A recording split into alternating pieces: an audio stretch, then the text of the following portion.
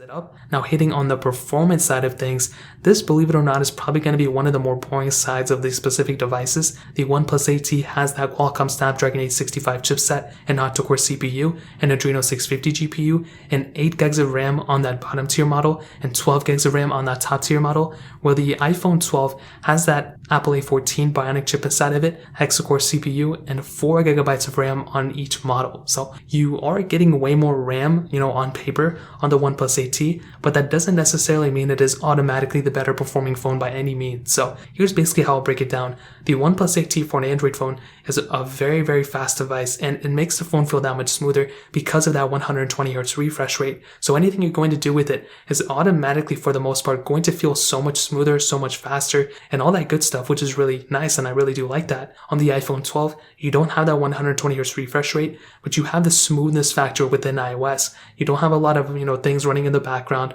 So you have a fairly stock version of software with, reasonable specs for that specific phone, and you're getting a really good performing phone from this device as well. I wouldn't necessarily think one phone is way faster or way smoother than the other one, and I wouldn't necessarily go from one of these phones to the other one just based off the performance. I think there's other things and other reasons to go from, one phone to the other. I feel like the performance here is pretty much the same. I mean, sometimes it's faster, sometimes it's slower. It really just depends, but I'll probably tell you as a whole, the iPhone 12 feels smoother. The OnePlus 8T may be the faster phone overall. Like as soon as you click on an app, maybe it's automatically already open on the OnePlus 8T. The iPhone 12, maybe it takes an extra second. I will tell you the RAM management on OnePlus 8T may be better for the time being, so keep that in mind. But I think for the most part, you're getting very fast phones on both, and I don't really think one phone is going to be way extremely faster than the other one. And I personally, when I go from one phone to the other, just based off the performance in this specific standpoint. So in terms of performance, that pretty much covers it up. Now,